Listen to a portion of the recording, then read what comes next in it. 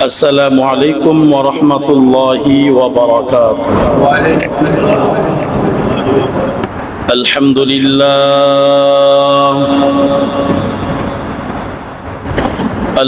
لله الذي جعل الشمس والقمر بحسبان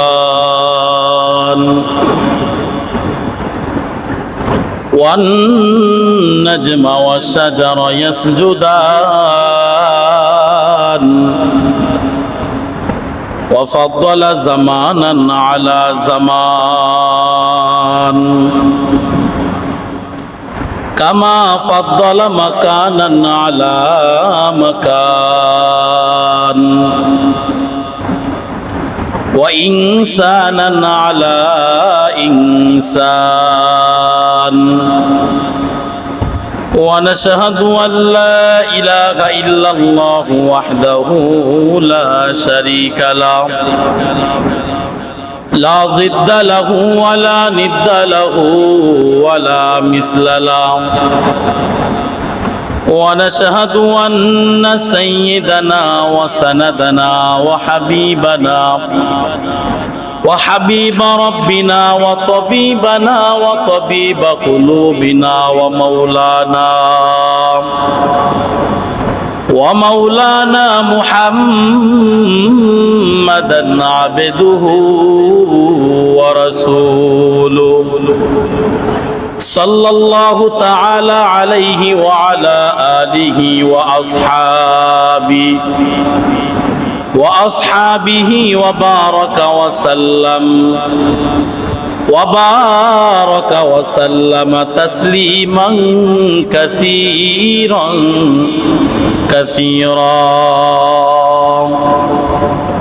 أما بعد فأعوذ بالله من الشيطان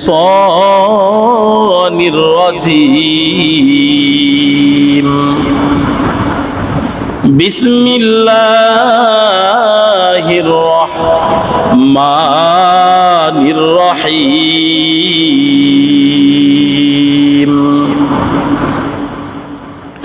يا أيها الذين آمنوا اتقوا الله حق تقاته ولا تموتن إلا وأنتم مسلمون. وقال الله تعالى كل نفس ذائقة الموت صدق الله المولانا العظيم وصدق رسوله النبي الكريم. وقال النبي صلى الله عليه وسلم الكيس من دان نفسه وعمل لما بعد الموت أو كما قال النبي عليه الصلاة والسلام. وقال الله تعالى في شان حبيبه ومحبوبه إن الله وملائكته يصلون على النبي يا أيها الذين آمنوا صلوا عليه وسلموا تسليما. اللهم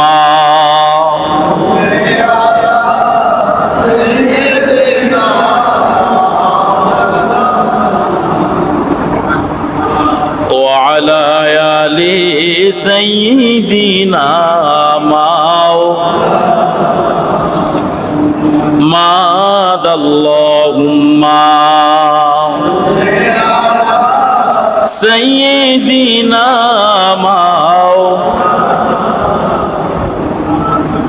وعلى লায়ালি সাইয়্যিদিনা লা ইলাহা ইল্লাল্লাহ লা ইলাহা জোরে লা ইলাহা ইল্লাল্লাহ লা ইলাহা লা ইলাহা ইল্লাল্লাহ লা ইলাহা ইল্লাল্লাহ লা ইলাহা ইল্লাল্লাহ লা ইলাহা জোরে লা ইলাহা লা ইলাহা ইল্লাল্লাহ লা ইলাহা লা ইলাহা লা ইলাহা ইল্লাল্লাহ মুহাম্মাদুর রাসূলুল্লাহ সাল্লাল্লাহু আলাইহি ওয়াসাল্লাম।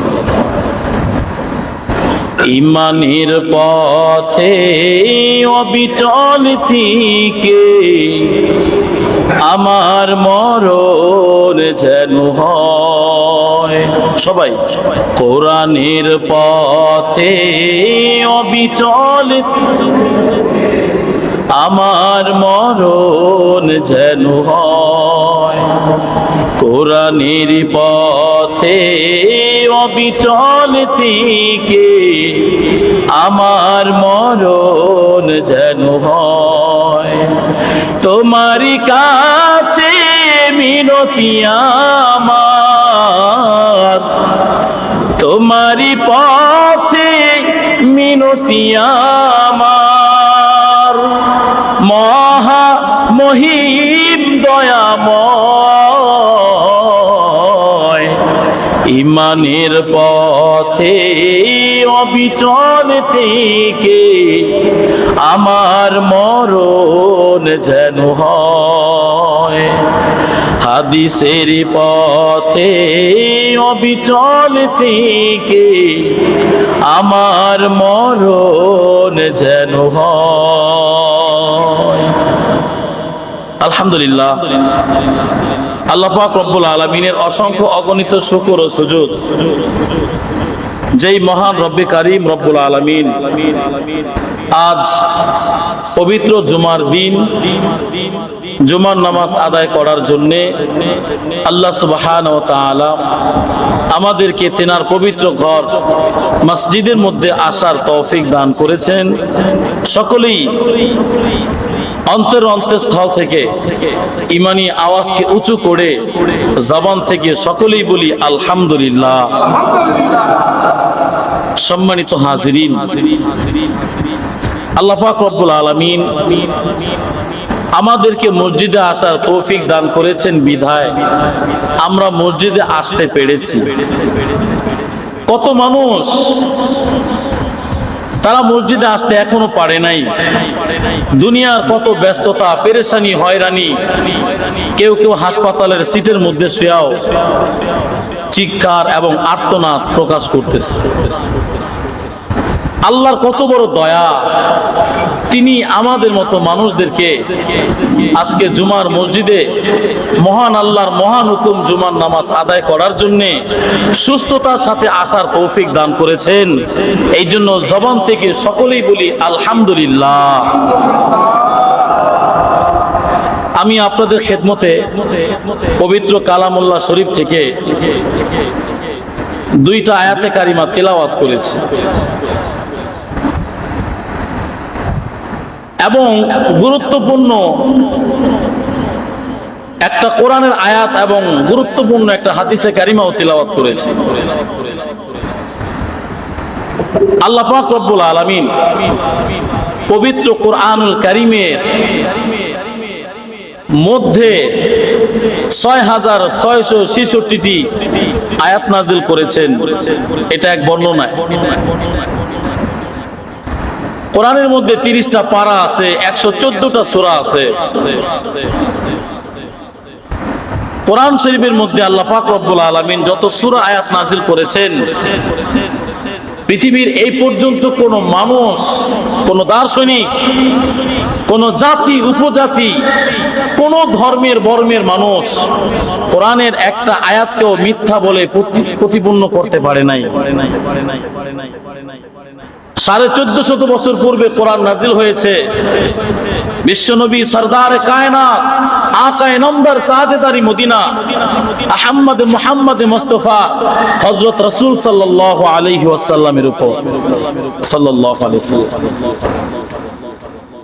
এই কোরআন নিয়ে কত মানুষ কত কথা বলেছে, কিন্তু আল্লাহ পাক রব্বুল আলামিন কোরআনের মধ্যে চ্যালেঞ্জ করে দিয়েছেন।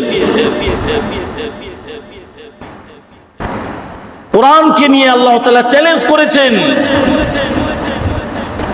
যদি দুনিয়াবাসী তোমাদের মধ্যে কেউ থেকে থাকো, আমার কোরআনের মোকাবেলা করে দেখাও, একটা আয়াত, একটা সূরা অথবা কিছু অংশ পারলে বানায়া দেখাও। আজও পর্যন্ত কোরআনের এই চ্যালেঞ্জ মোকাবেলা করার মতো এরকম দূর সাহস কেউ দেখাইতে পারে নাই। দুই একজন যদি দেখাইছে, তারা ধ্বংস হয়ে গেছে।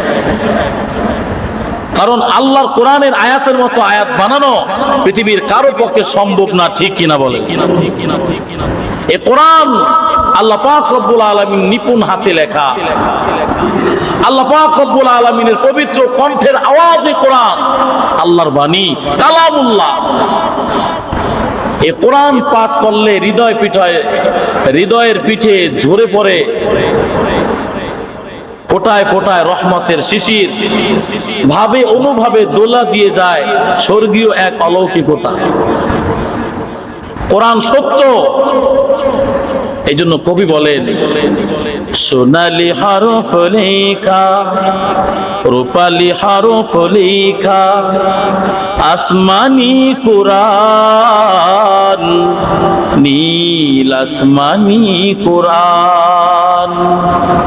সোনালি হরফ লেখা, রূপালি হরফ লেখা, আসমানি কোরআন, নীল আসমানি কোরআন।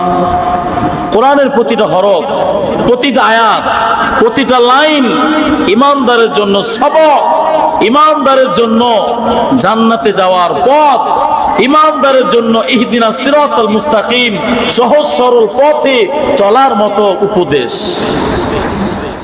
এই জন্য এই কোরআনের গুরুত্বপূর্ণ আয়াত একটা তেলাওয়াত করেছি, সে আয়াতটি হইল, কুল্লু নাফসিন যায়িকাতুল মাউত। আল্লাহ পাক রব্বুল আলামিন বলছেন, প্রত্যেকটা প্রাণী একদিন মৃত্যুর স্বাদ গ্রহণ করবে। কোন মানুষ, কোন প্রাণ, কোন জান, কোন প্রাণী পক্ষীকুল যার জীবন আছে তার মৃত্যুবরণ করতে হবে। মৃত্যুর থেকে পলায়ন করে কেউ বাঁচতে পারবে না। রব্বুল আলামিন বলেন, মৃত্যু এমন একটা বাস্তবতা যার থেকে কোনোদিন কেউ পালাইতে পারে না। সবার মৃত্যুবরণ করতেই হবে। আল্লাহ পাক রব্বুল আলামিন হচ্ছেন খালেক, তিনি ছাড়া যা আছে সব মাখলুক। মাখলুকের মধ্যে যার জীবন আছে তার মরণ আছে, ঠিক কিনা বলে? কোন নবীরা এই পৃথিবীর মধ্যে সারা জীবনের জন্য থাকতে পারে নাই, ইন্তেকাল করেছেন, দুনিয়ার মৃত্যুবরণ তারাও গ্রহণ করেছেন। কোন সাহাবীরাও এই জমিনে থাকতে পারে নাই, তারাও এই জমিন থেকে চিরবিদায় নিয়েছে। কোন মুসলমান এই জমিনের মধ্যে চিরস্থায়ী থাকতে পারে না, একদিন তাকে বিদায় নিতেই হয়। কোন কাফের আজ পর্যন্ত তার ক্ষমতা দিয়ে, টাকা দিয়ে, পয়সা দিয়ে এই জমিনে টিকে থাকতে পারে নাই, তাদেরকেও মৃত্যুবরণ করতে হয়েছে। আওয়াজ করে বলেন ঠিক কিনা? দোস্ত, টাকা দিয়ে, পয়সা দিয়ে, আর যাই হোক এই পৃথিবীর মধ্যে টিকে থাকা যায় না। যদি টাকা পয়সা দিয়ে জমিনের মধ্যে টিকে থাকা যাইতো, তাহলে কারুন আজও পর্যন্ত পৃথিবীতে রাজ করত। কারণ কারণের যে পয়সা ছিল, যে সম্পদ ছিল, আমাদের বর্তমান পৃথিবীতে মনে হয় না এত সম্পদ কারো আছে। 70,000 উট তার ধন সম্পদ যে গুদামের মধ্যে রাখতো, যে তালা মারতো চাবি, 70,000 উট তার চাবি বহন করত। এত সম্পদ আল্লাহ কারুনকে দিয়েছেন। এই কারণ এত সম্পদ থাকার পরেও এই জমিনের মধ্যে সে টিকে থাকতে পারে নাই। বোঝা গেল টাকা পয়সা থাকলেও এই জমিনে টিকে থাকা যায় না, যায় না। আওয়াজ করে বলেন ঠিক কিনা? শক্তি দিয়েও টিকে থাকা যায় না। কারো যদি অনেক ক্ষমতা থাকে, দলবল ক্ষমতা, বংশের ক্ষমতা, শারীরিক শক্তির ক্ষমতা, জুলুমের ক্ষমতা, অত্যাচারের ক্ষমতা থাকে, এরপরও সেই মানুষটা যত বড় সন্ত্রাস, যত বড় জুলুমবাজ, যত বড় দাম্ভিকতা, শক্তিশালী, তার শক্তি দিয়ে সে জমিনে টিকে থাকতে পারবে না। আল্লাহ বলেছেন, কুল্লু নাফসিন যায়িকাতুল মাউত। মৃত্যু এমন একটা বাস্তবতা, এমন শক্তিশালী ব্যক্তিকেও মৃত্যুর কাছে হার মানতে হবে। যদি ক্ষমতা দিয়ে জমিনে টিকে থাকা যাইতো, তাহলে এই পৃথিবীর মধ্যে সবচাইতে বেশি জালেম, জুলুমকারী ছিল ফেরাউন। এক রাত্রে 70,000 গর্ভবতী মা তাদের পেটকে ফাইরা চিরা সন্তান বের করে দেখছে ছেলে না মেয়ে। জ্যোতিষ স্বপ্নের ব্যাখ্যা করেছিল, তোমার রাজ্যে এমন এক গর্ভবতী মা হবে, যার গর্ভে এমন এক সন্তান হবে, যেই সন্তানের হাতে তোমার একদিন মৃত্যু হবে। বলেছিল ওই ছেলেটা যে একদিন যুবক হবে এবং তার হাতেই তোমার পতন হবে। এটা জানার পর ওই দেশে যত গর্ভবতী মা ছিল, মা গর্ভবতী মাদের গর্ভকে চিরে সন্তান বের করে দেখছে ছেলে না মেয়ে। এমন জুলুম করেছে, এমন অত্যাচার করেছে, জুলুম অত্যাচার করেও, এত ক্ষমতাশীল হওয়ার পরেও এই ফেরাউন কি জমিনের মধ্যে হায়াত নিয়ে টিকে থাকতে পেরেছে? পারে নাই।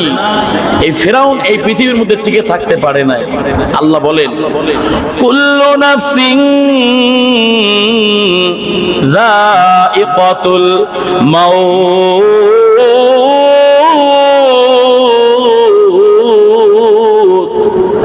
আল্লাহ বলেন, বান্দা তোর এত কিসের অহংকার, এত কিসের গর্ব, এত কিসের ক্ষমতা? আমি আল্লাহ যতক্ষণ তোকে জমিনে রাখবো তুই ততক্ষণই থাকবি। একটা সেকেন্ড বেশিও থাকতে পারবি না, একটা সেকেন্ড কমও থাকতে পারবি না। যখন সময় হবে আমি আল্লাহ আমার মালাকুল মউতকে পাঠায় দিব, সে তোর জান কবজ করে নিবে। আওয়াজ করে বলেন ঠিক কিনা? রব্বুল আলামিন পবিত্র কোরআন কারীমের মধ্যে আল্লাহ পাক রব্বুল আলামিন বলেছেন,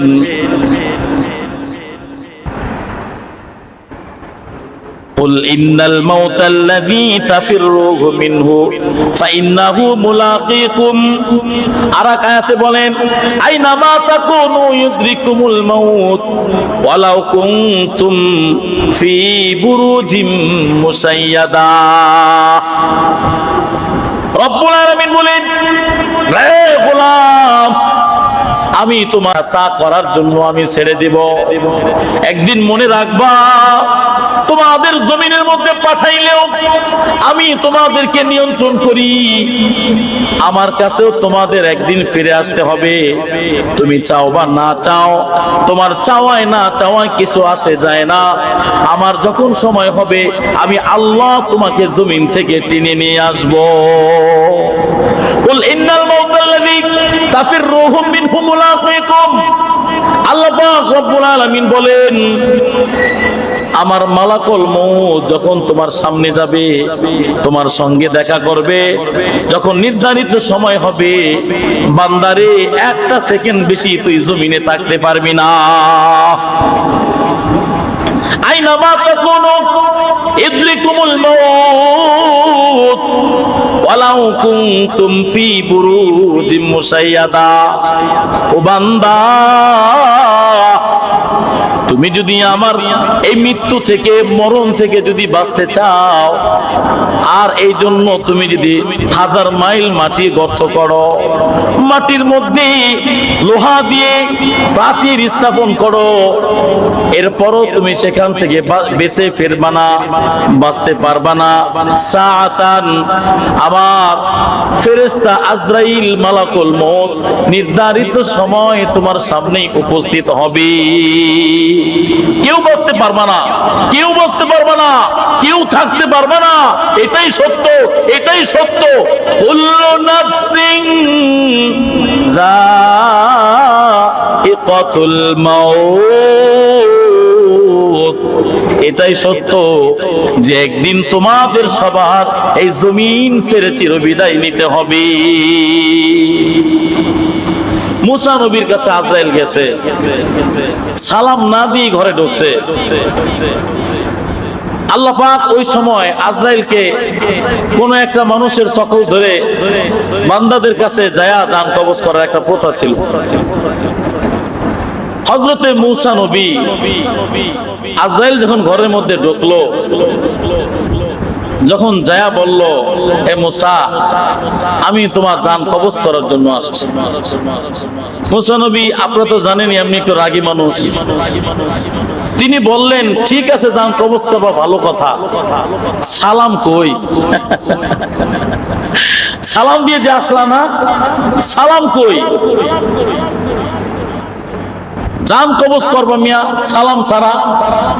জিদের মাথায় এমন এক থাপ্পড় দিয়ে বসলেন, চোখ উঠে গেছে থাপ্পড়ের কারণে। শক্তি ছিল অনেক শরীরের মধ্যে, চোখ হাতে নিয়ে আল্লাহ পাক রব্বুল আলামিনের দরবারে গেছে।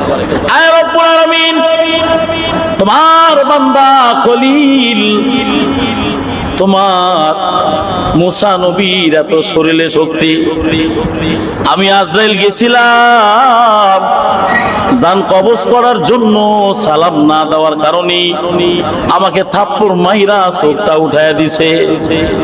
আল্লাহ বলেন, তুমি তো সালাম দিয়া যাইবা, আমার বান্দাটা বড় করা, যাও আমার বান্দারে যায় বলো আমি আল্লাহ তাআলা আমার কাছে দাওয়াত দিছি, আমার বান্দা আমার খলিল আমার সঙ্গে দেখা করতে চায়, নাকি জমিনের মধ্যেই থাকতে চায়।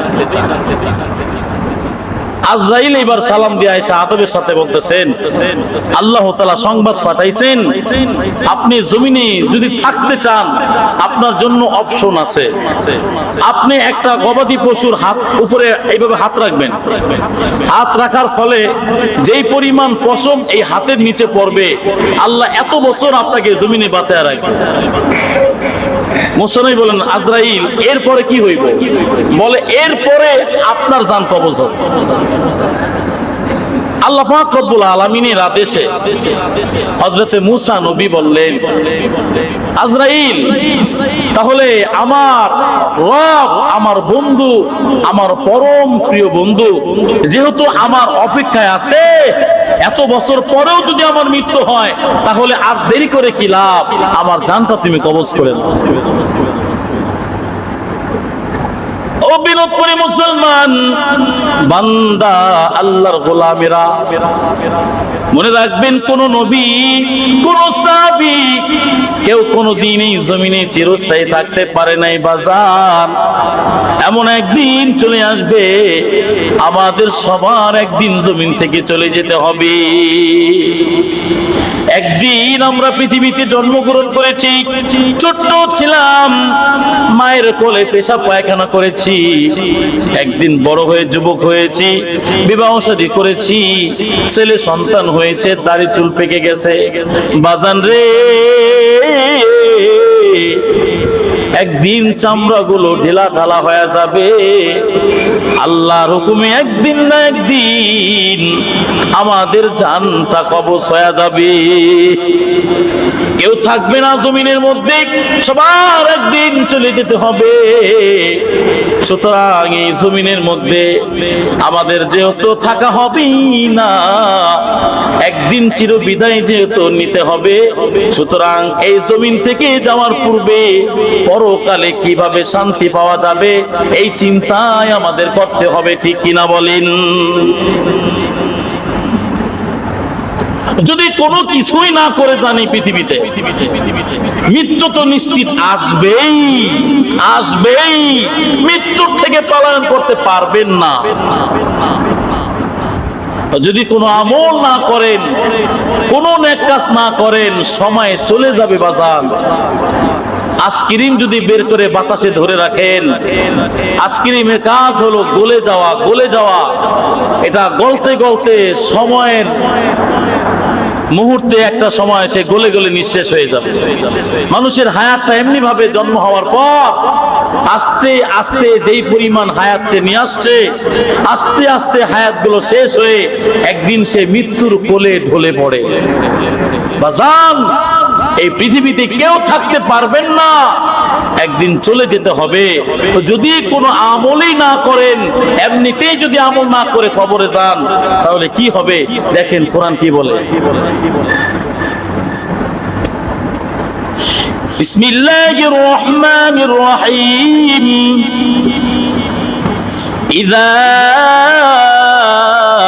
উলকু ফিহা সামিউ লাহা শাহীকান ওয়া হিয়া তাফুর তাকাদু তামাইয়াজু মিনাল গায়য কুল্লামা উলকিয়া ফিহা ফাওজুন সাআলাহুম খাযানাতুহা আলাম ইয়াতিকুম নাযীর ক্বালু বালা ক্বাদ জাআনা নাযীর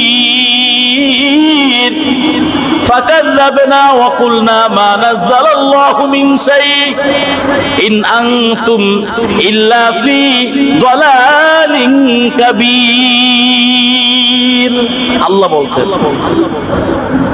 কোন মানুষ যদি এই পৃথিবীতে কোনো আমল না করে, আল্লাহ তাআলার কোনো ক্ষতি হবে না, আল্লাহর কোনো লস হবে না।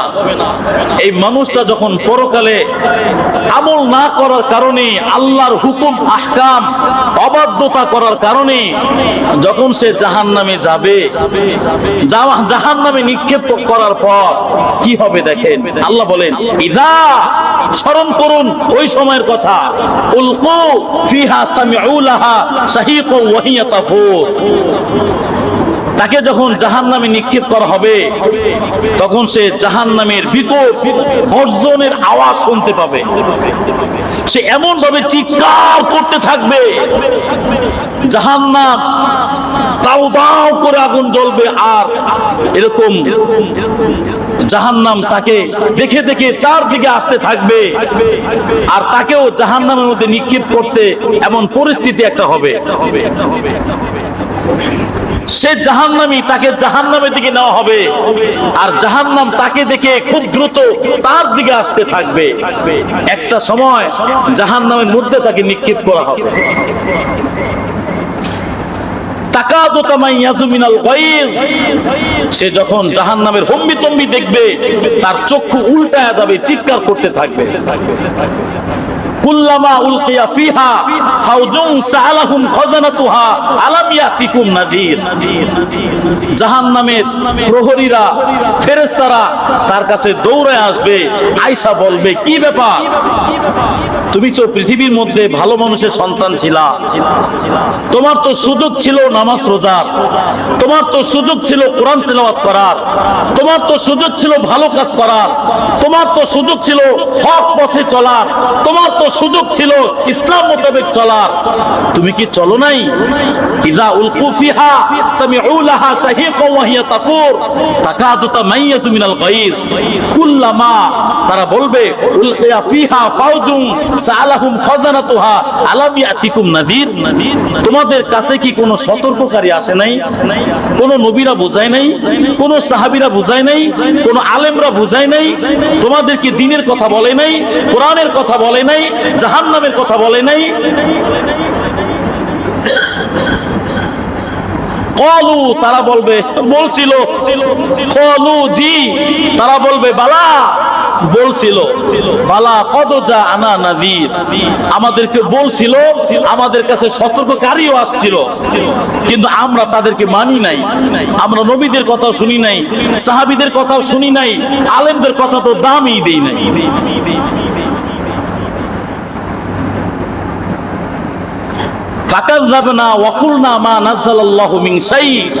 আমরা আরো বলছিলাম দূর বাদ দাও, কি এর আল্লাহ কি কইছে না কইছে, নবীজি কি বলছে না বলছে, দূর বাদ দাও। আমরা কোনো গুরুত্ব দেই নাই, আমরা মসজিদেও আসি নাই, আমরা নামাজও পড়ি নাই, আমরা কোরআনও তিলাওয়াত করি নাই, আমরা কোনো ইসলামের মধ্যেই ছিলাম না। সারা বছর গেছে, দিন গেছে, মাস গেছে, আমরা এইভাবে ছিলাম। কত মসজিদে আজান হইছে, আমরা তো মসজিদে যাই নাই। কত হুজুর বয়ান করছে, কত ভালো ভালো কথা বুঝাইছে, বাজান সোনা লক্ষ্মী কয়ে বুঝাইছে, আমরা মসজিদের ধারে কাছেও যাই নাই।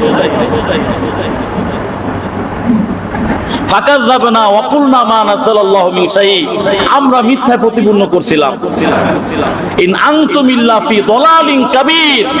ফেরেশতারা ভর্ৎসনা দিবে, তোমরা আজকে বিশাল বড় পথ ভ্রষ্ট, তোমরা জাহান্নামী। দুনিয়াতে যদি আমল করতা, দুনিয়াতে যদি নামাজ পড়তা, দুনিয়াতে যদি কোরআন তিলাওয়াত শুনতা, দুনিয়াতে যদি হালাল ভাবে চলতা, দুনিয়াতে যদি নবীর সুন্নত মোতাবেক চলতা, তাহলে আজকে জাহান্নামে আসতে হইতো না, আজকে জাহান্নামের শাস্তি ভোগ করতে হইতো না। ও আল্লাহর বান্দা, তোমাদের এই জমিনের মধ্যে অবাধ্যতা, বেখেয়ালি এবং আল্লাহর হুকুম না মানার কারণে আজকে তোমরা জাহান্নামের সাজা ভোগ করবা।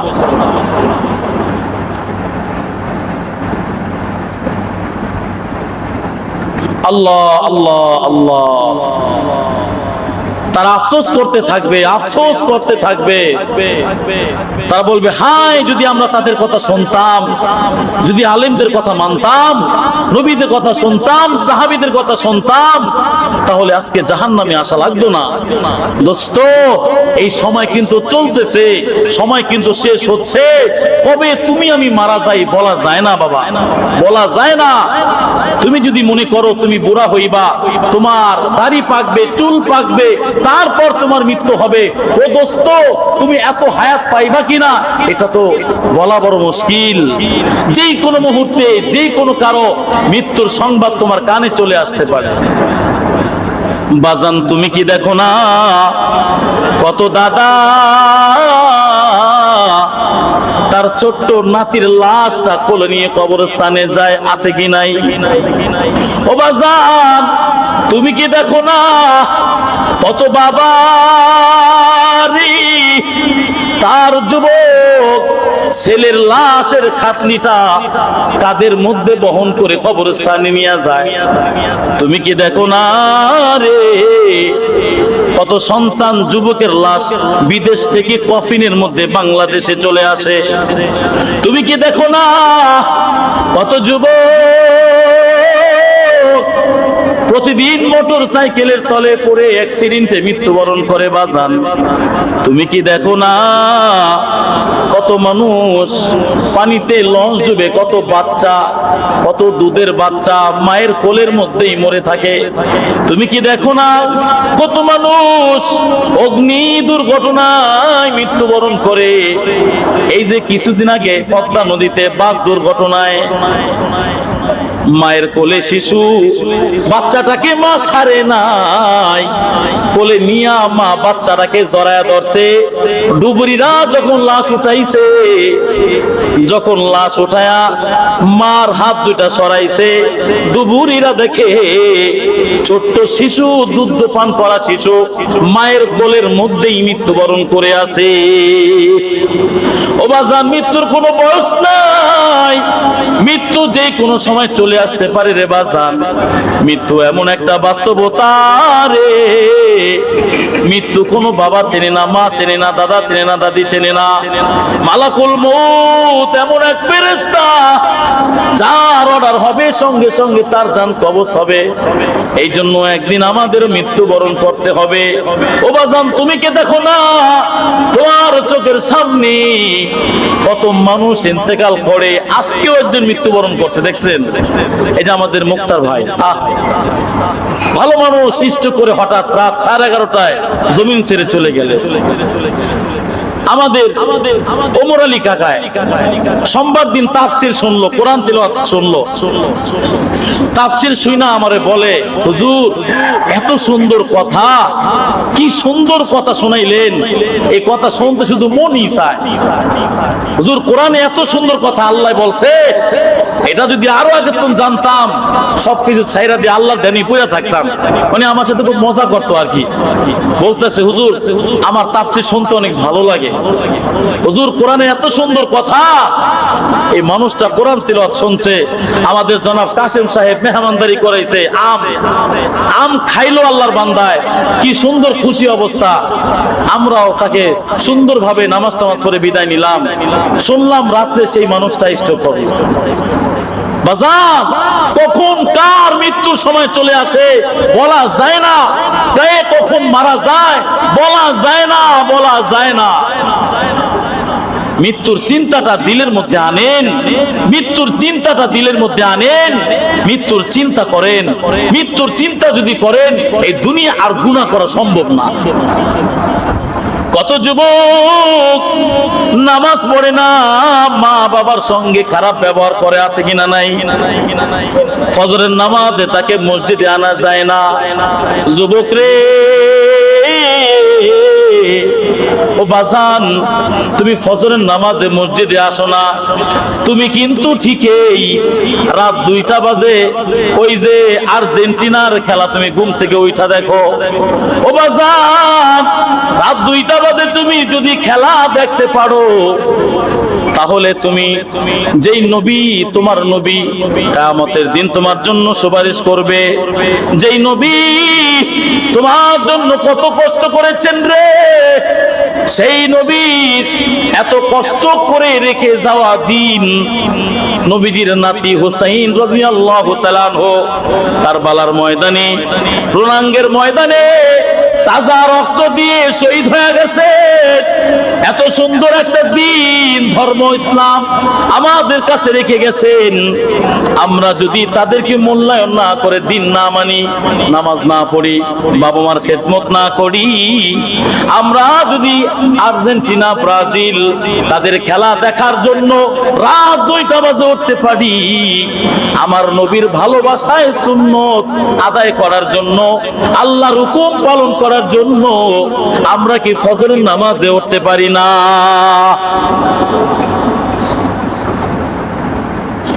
এই জমিন একদিন ছাড়তে হবে, আপনি থাকতে পারবেন না। এখন থেকে চিন্তা করেন কি পরিমাণ আমল করছেন। আপনি এতটুকু আমল করছেন যে শেষ, আর কিছু করা দরকার নাই, আমি জান্নাতি হয়ে গেছি। আছে? আরে সাহাবীদের দিকে তাকান, জান্নাতের সার্টিফিকেট আসছে এটা জানার পরেও তাদের ঘুম নাই। হযরত ওমর গভীর রজনীতে মসজিদের মধ্যে যখন আসতেছিলেন, পাশেই মরুভূমি ছিল, মরুভূমির মধ্যে গুনগুন করে চিৎকারের আওয়াজ পাওয়া যাচ্ছে। পিছন দিয়ে আস্তে আস্তে যখন গেলেন, কাছাকাছি অবস্থানে যখন গেলেন, দেখলেন হযরতে আবু বকর সিদ্দিক রাদিয়াল্লাহু তাআলা আনহু মরুভূমির মধ্যে বাচ্চাদের মতন গড়ায় গড়ায় চিৎকার করে কান্না করে। ফজরের নামাজের পর হযরতে আবু বকর সিদ্দিককে জিজ্ঞাসা করলেন, ওগো আমিরুল মুমিনিন আবু বকর, আপনি তো এই জমানার সবচাইতে বড় বাদশা এবং আল্লাহর নবীজির সবচাইতে বড় একজন সাহাবী, আপনাকে আল্লাহ নবীজি জীবদ্দশায় জান্নাতের সুসংবাদ শোনায় দিছে। তারপর সিদ্দিক বললেন, ওমর আমি কান্দি জাহান্নামের ভয়াবহতা এবং হাসরের ময়দানের ভয়াবহতা। আল্লাহর নবীজির কাছে হাসরের ময়দানের ভয়াবহতার কথা এমন কঠিন ভাবে শুনেছি রে ওমর, হাসরের ময়দানের কথা যখন মনে পড়ে আমি আবু বকরের ওই হাসরের ময়দানের ভয়ঙ্কর অবস্থার কথা মনে পড়ে আমার বাচ্চাদের মতো কান্না বের হয়ে যায়। আল্লাহর ভয়ে আমি বাচ্চাদের মতো ক্রন্দন করা শুরু করে দিই। আবু বকর সিদ্দিক আল্লাহর ভয়, হাসরের ময়দানের কথা স্মরণ করে, মৃত্যুর কথা স্মরণ করে সে গভীর রাত্রে মরুভূমিতে যা গইরা গইরা বাচ্চাদের মতো কান্দে। আর আমি আপনি কি আমল করছি? আমার আপনার কোনো হুঁশ নাই, জ্ঞান নাই, নামাজ নাই, রোজা নাই, আনন্দ ফুর্তি করে জমিনটা কাটাচ্ছি। ও দোস্ত, একদিন কি মরতে হবে না? মরণের চিন্তা কি আসতে হবে না? আর কবে? চুলের দিকে তাকায় দেখেন, দাড়ির দিকে তাকায় দেখেন, মাথার চুলের দিকে তাকায় দেখেন, সাদা হয়ে গেছে তো কলম দিয়ে আর কতদিন ঢেকে রাখবেন? এগুলো তো পাকা হয়ে গেছে। মৃত্যুর চিঠি তো আইসা পড়ছে, চিঠি তো আইসা পড়ছে। একটু মৃত্যুর কথা ভাবেন বাজান, মৃত্যুর কথা স্মরণ করে। হযরত আবু বকর সিদ্দিক রাদিয়াল্লাহু তাআলা আনহু বলেন, ওমর আল্লাহর নবীর কাছে শুনছি আল্লাহর নবী বসা, আমি নবীজির পায়ের নিকটে বসা। নবীজি বলেন, ও আবু বকর জানোনি কিয়ামতের ময়দানে লক্ষ লক্ষ কোটি কোটি মানুষের ভিড় হবে, একটা মানুষের শরীরের মধ্যে কোনো কাপড় থাকবে না। এই কথাটা বলার সময় আম্মা জান হযরত আয়েশা সিদ্দিকা রাদিয়াল্লাহু তাআলা আনহা বলেন, আব্বা জান আল্লাহর নবী সাল্লাল্লাহু আলাইহি ওয়াসাল্লামকে জিজ্ঞাসা করেন, কিয়ামতের ময়দানে সবাই যদি উলঙ্গ থাকে আমি আয়েশাও কি উলঙ্গ থাকবো কিনা? আল্লাহ নবীজি বলেন, ও আয়েশা এই কথার উত্তর ভালো করে শুনে নাও, সকলেই উলঙ্গ থাকবে। সেদিন কেউ কারো দিকে তাকানো পর্যন্ত সাহস পাবে না, কেউ কারো দিকে তাকানো পর্যন্ত সময় পাবে না, প্রত্যেকেই প্রত্যেকে নিয়ে ব্যস্ত থাকবে, সবাই আল্লাহর ভয়ে আতঙ্কিত থাকবে। আল্লাহ নবীজি বলেন, কিয়ামতের ময়দানে মানুষ পাও রাখবে এমন কোন জায়গা পাবি না, মানুষ চিপাচিপি করে দাঁড়ায় থাকবে, এইভাবে আসমানের দিকে মুখ করে দাঁড়ায় থাকবে। মানুষের দিলের মধ্যে এমন কষ্ট, আল্লাহর ভয় শুধু কাঁপতে থাকবে। আল্লাহ পাক রব্বুল আলামিন সূর্যকে আদেশ করবেন, ওরে সূর্য মাথার কাছাকাছি চলে আসো। আল্লাহর হুকুমে সূর্যটা মাথার 1-1.5 হাত কাছাকাছি চলে আসবে। নবীজি বলেন, এত কাছে চলে আসবে বেনামাজি, সুদখোর, জিনাখোর, ওজনে যারা কম দিয়েছে, মানুষের সঙ্গে যারা প্রতারণা করেছে, কাফের বেঈমানদের এই মাথার মস্তকটা সূর্যের আলো রোদের তাপের কারণে টাস করে মাথার চান্দি ফাইটা যাবে। মাথার যে মস্তকগুলো আছে, মস্তকগুলো গলে গলে পানির মতো হয়ে যাবে, তেলের মতো হয়ে যাবে। নাকের ফুটা দিয়ে টপ টপ করে পড়তে থাকবে, গলা দিয়ে মুখ দিয়ে পড়তে থাকবে। পিপাসার কারণে এই মস্তকগুলোই বেনামাজি চেটে চেটে খাবে। এমন কঠিনতম অবস্থা, জমিনটাকে আল্লাহ পাক রব্বুল আলামিন বলবেন, জমিন তুমিও এমন পাওয়ারওয়ালা হয়ে যাও, জমিন তামার মতো, আগুনের কয়লার মতো তামাটা যেমন লাল হয়ে যায়, আগুনের মতো জমিনটাও লাল হয়ে যাবে। উপর দিয়েও গরম, নিচের দিক দিয়েও গরম। বেনামাজি গুনাহগার পাপিষ্ঠর শরীর থেকে এমন ঘাম বের হবে, নবীজি বলেন কারো কারো ঘাম তার টাকনো পর্যন্ত হবে, কারো কারো ঘাম হাঁটু পর্যন্ত হবে, কারো কারো ঘাম কোমর পর্যন্ত হবে, আবার কারো কারো ঘাম বুক পর্যন্ত হবে, কারো কারো ঘাম এমন পরিমাণ বেড়ে যাবে নিজের ঘামের মধ্যে নিজে হাবুডুবু খেতে থাকবে। আল্লাহ নবীজি বলেন উম্মত ওই সময় আল্লাহর ছায়া ছাড়া আর কোনো ছায়া থাকবে না, আল্লাহর আরশের ছায়া ছাড়া আর কোনো ছায়া থাকবে না। আল্লাহর আরশের মধ্যে সেই দিন মাত্র 7 শ্রেণীর ব্যক্তি ছায়া পাবে। এদের মধ্যে একজন হইল ওই ব্যক্তি যারা আল্লাহ পাক রব্বুল আলামিনের সন্তুষ্টির জন্য একজন আরেকজনকে ভালোবাসে। আল্লাহু আকবার। একজন আরেকজনকে আল্লাহর জন্য ভালোবাসে, আল্লাহ এদেরকে ছায়া দিবে। আমরা এখানে যারা আছি একে অপরকে ভালোবাসি কি বাসি না? এটা একদম স্বার্থহীন ভাবে বাসেন, আল্লাহর জন্য বাসেন, তাহলে কিয়ামতের ময়দানে আপনিও ছায়া পাবেন। 2 নম্বর নবীজি বলছেন ওই ব্যক্তি ছায়া পাবে যার দিলটা মসজিদের খুঁটির সঙ্গে বাঁধা থাকে, যে আল্লাহর ঘরের মেহমান, যে 5 ওয়াক্ত নামাজ পড়তে মসজিদে আসে, যার মসজিদ ছাড়া ভাল লাগে না, মসজিদে ঢুকলে মন চায় ইস হুজুরে যদি আর 5 মিনিট বয়ান বেশি করতো, ইস মসজিদে যদি আর 5 মিনিট বেশি থাকতে পারতাম, ইস মসজিদে ভাল লাগে আমার, আমি যদি মসজিদে বেশিক্ষণ থাকতে পারতাম। যাদের দিলটা মসজিদের দিকে পয়রা থাকে, আল্লাহ সেদিন কিয়ামতের ময়দানে আরশের তলে তাদেরকে ছায়া দিবে। এই যে আমাদের ওমর আলী কাকায়, এই যে পানু কাকায় মারা গেছে, এই 2 জন মুরব্বীকে আমি 11 বছর বয়সে দেখছি। আমার চাকরির জীবন 11 বছর, এই 11 বছরে দেখছি আল্লাহর বান্দারা 5 ওয়াক্ত নামাজে মসজিদে পড়ছে। ওমর আলী কাকা এবং পানু কাকায় মসজিদে আগে আগে এসে বসে থাকতো। আল্লাহ তাদেরকে রোজ কিয়ামতের ময়দানে আরশের ছায়ার তলে ছায়া দান করেন, সবাই বলি আমিন।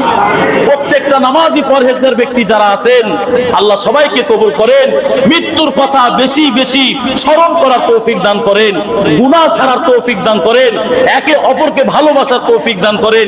হিংসা, বিদ্বেষ, গীবত, শিকায়াত, অহংকার এগুলো ঝাইরা ফালায় দেন, মুছা দেন। হিংসা রাখেন না, সবার সঙ্গে মন খোলাখুলি কথা বলেন, মন খোলাখুলি চলেন, একে অপরকে ভালোবাসেন, একে অপরকে শ্রদ্ধা করেন, সম্মান করেন, গীবত করেন না, মুহাব্বত করেন।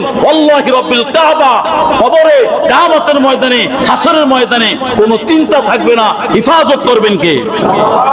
এই জন্য সম্মানিত হাজিরিন, মৃত্যুর কথা স্মরণ করি, গুনাহ থেকে বেঁচে থাকি। আল্লাহ আমাদের সবাইকে তৌফিক দান করুন। সকলেই বলি আমিন। ওয়া মা আলাইনা ইল্লাল বালাগ।